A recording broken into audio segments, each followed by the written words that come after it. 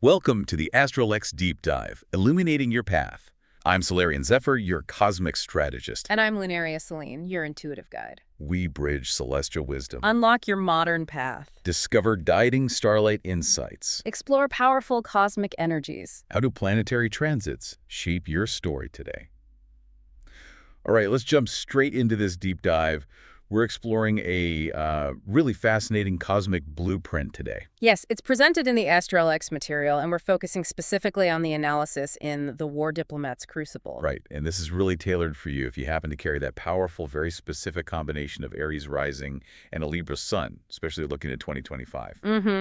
It's such a potent blend of energies, that configuration. And our mission here really is to distill the absolute most important insights from this particular source material. We want to help you understand this unique warrior-diplomat archetype it talks about. And, figure out how to navigate the year's cosmic landscape effectively using these insights. So we're pulling back the curtain on what this specific map might mean for your identity, your relationships, and, well, where your power really lies this year, according to this framework. Okay, so at its core, this AstroLex material identifies you, the Aries Rising Libra Sun individual in 2025, as the Aries Harmonios. Aries Harmonios. Or, another term they use is the Armored Peacemaker. It describes you as a living treaty. A living treaty. Wow, that's a really evocative way to put it, isn't it? It suggests there's this, dynamic, ongoing negotiation happening right inside you. Exactly. That's the key. The material highlights this intrinsic tension, you see. There's the Aries Rising drive for action, for courage,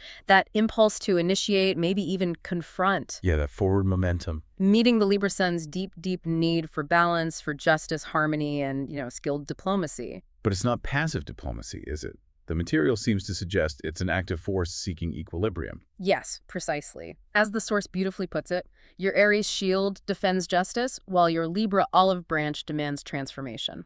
Ah, I like that. It's about using your force, your Aries drive, not just for brute assertion, but actually in service of creating balance and prompting necessary change. Okay, so the AstroLex material then frames the planetary movements of 2025 for this configuration through something it calls quantum astrology. It sounds interesting. It does. It sees the year setting up a kind of, a cosmic courtroom around your life. A cosmic courtroom. And the biggest player, the most seismic shift described is Pluto moving into Aquarius. For Aries Rising, that lands squarely in your 7th house. The health of partnerships, significant relationships, right? Exactly. And the source describes this transit as detonating partnership paradigms. Detonating. Wow. That sounds intense. What exactly does the source suggest that feels like, on the ground for your relationships? Well, it brings what the material calls quantum shocks into this whole area of life. Think of it like really abrupt, fundamental shifts in how you relate. Old patterns, transactional bonds, maybe dynamics that aren't based on deep authenticity. The source suggests they can be rapidly vaporized. Vaporized is gone. Pretty much.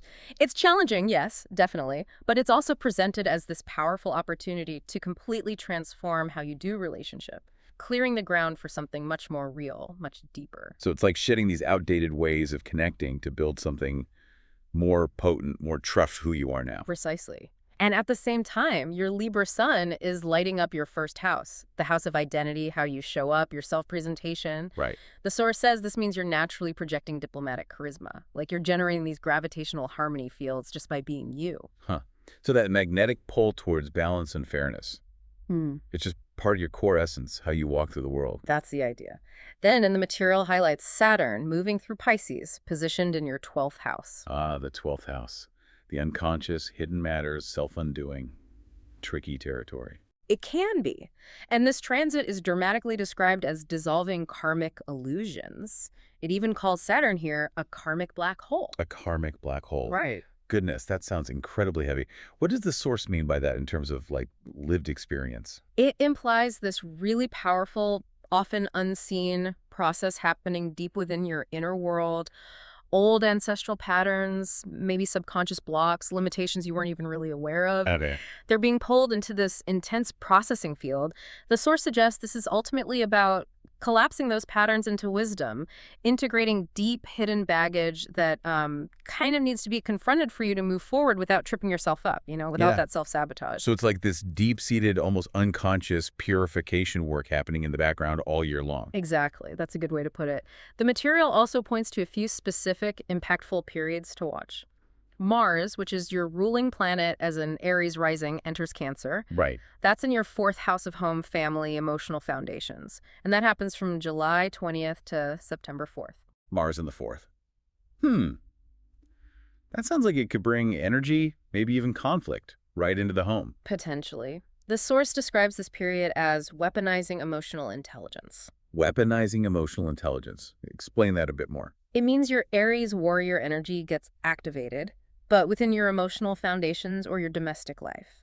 So you might feel a strong need to assert boundaries at home, defend your emotional space, or maybe channel that warrior drive into creating security, but using that Libra understanding of dynamics to do it strategically with emotional awareness. Ah, okay. So fighting for your peace and security, perhaps, but doing it from a place of emotional honesty? Using insight. Yes, exactly. And then there's Jupiter, the planet of growth, expansion, luck. Yeah. It moves into Gemini and your fifth house starting around May 24th. Oh, the fifth house. That's self-expression, creativity, joy, romance, taking risks. So Jupiter here sounds like a big green light, doesn't it? It really does. The source describes it as amplifying creative courage. I like the sound of that. It suggests this transit brings a lighter, more versatile, curious energy to these areas.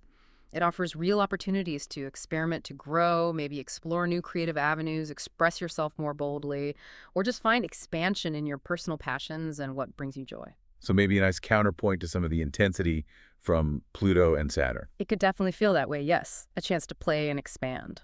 Okay, so putting it all together then. The source paints a picture of 2025 with this intense relational entanglement, as they call it, driven by Pluto in the seventh. While the core of who you are, your identity, is projecting diplomacy, that's the Libra Sun in the first. And meanwhile, these deep unconscious patterns are being processed, transformed by Saturn in the 12th. That's the dynamic. It really looks like a year of fundamental reshaping according to this material, particularly in connection to others and ultimately to yourself. And the materials specifically highlights the Libra solar eclipse on October 2nd. That sounds important. Very. It's presented as a peak moment in this whole cosmic courtroom scenario. The source says, and this is quite a phrase, reality becomes a holographic battlefield. Every confrontation demanding both sword and scales. A holographic battlefield that's incredibly vivid. How does the source suggest navigating that kind of moment? It's framed as a significant identity reboot. The eclipse really emphasizes that to step fully into your evolved self, you must consciously integrate both your warrior side and your diplomat side. Bring them together. Yes, entering relationships, facing challenges, wielding both sides of that living treaty you embody. It's about showing up as your full, integrated self, no holding back. Now, one of the really unique aspects of this Astral X material, I think, is this concept of somatic astrology. It talks about treating the body as a, quote, negotiation table. Right. It moves beyond just abstract concepts and suggests these powerful transits and placements actually manifest as specific physical sensations, feelings, urges in your body. Like the Aries Rising activation it describes.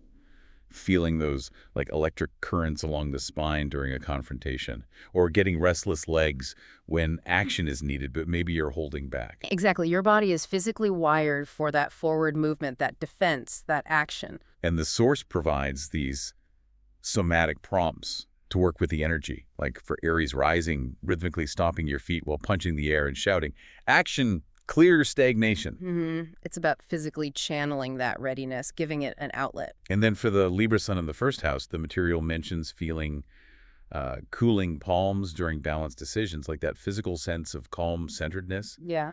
but also potentially throat constriction when you're suppressing a truth or struggling to voice your authentic need for fairness. And the corresponding prompt for that is gently massaging the throat, maybe with some rose oil, while chanting, "My diplomacy has teeth." My diplomacy has teeth. I love that. It's an affirmation, right? And a physical release to empower your voice, to help you speak your truth, but still within your diplomatic approach. And what about with the intensity of Pluto in the seventh house? How does that show up somatically? The source points to feeling pressure in the solar plexus during power struggles, or maybe icy fingertips when your boundaries feel breached. Those physical reactions are signals, clues to where those power dynamics are hitting you personally. Okay. And the prompt. The somatic prompt offered is simple but grounding, clasping your hands over your sternum and whispering, "I reclaim my sovereignty." It's a physical gesture, a way to ground your energy and anchor your personal power right there in the midst of that relational intensity. That's fascinating. And to further illuminate this Aries Rising Libra Sun archetype, the source also draws upon some really powerful historical and cultural figures, people who embody this blend. Yes, it uses analogies to make the archetype more relatable. Channeling Martin Luther King Jr. is a key example provided. He was a Libra Sun. And the source connects his relentless pursuit of justice, his willingness to confront injustice, which channels that Aries drive, with his brilliant, strategic, nonviolent methods in bridge building. That's masterful Libra diplomacy in action. Absolutely. He completely embodied using conflict almost as a sacred alchemy, didn't he?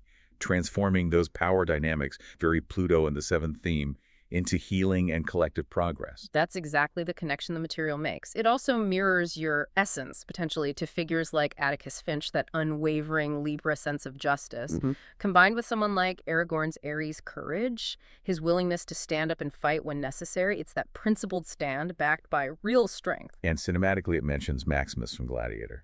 His incredible skill on the battlefield was always serving a deeper moral conviction for justice, for freedom. Right. And musically, the source evokes something like Hosier's song, Nina Cried Power. That blend of righteous fury, a powerful call to action, but harmonized with artistry and grace. So these examples really show this archetype isn't just about simple aggression or, on the other hand, passive compromise. Not at all. It's about strategically, consciously wielding force for balance, for truth, using that Aries fire in service of Libra ideals. The Astrological material also provides some very specific practices, interactive elements, to help you actively engage with these energies throughout 2025.